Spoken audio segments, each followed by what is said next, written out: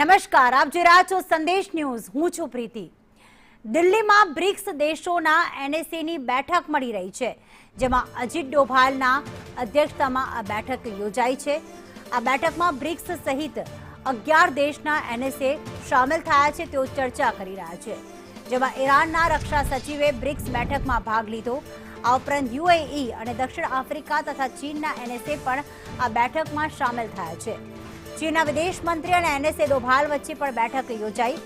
Bharat, US અને Iran એમઓયુનું સ્વાગત કરે છે તેવું અજીત ડોભાલે કહ્યું.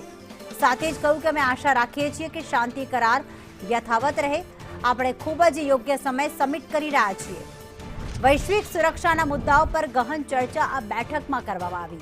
તો બેઠકમાં બ્રાઝિલ, રશિયા અને ચીનના એનએસએ પણ હાજર રહ્યા છે. કુલ બ્રિક્સના 11 દેશો અને અન્ય દેશોના એનએસએ ઉપસ્થિત છે, જેમાં દક્ષિણ આફ્રિકા, ઇજિપ્તના એનએસએ હાજર છે. આ ઉપરાંત ઇથોપિયા, ઈરાન અને સાઉદી અરેબિયાના પણ એનએસએ હાજર છે.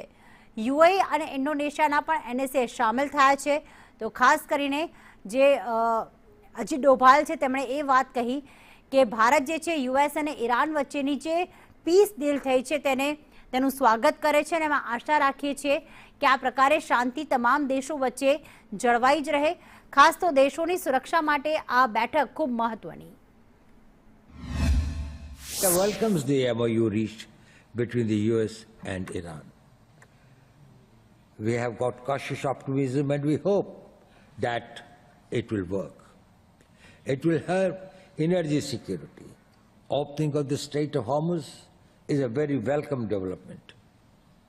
It will remove supply chain bottlenecks and many of the shortages in the field of, say, fertilizers and chemicals, etc., will be met with.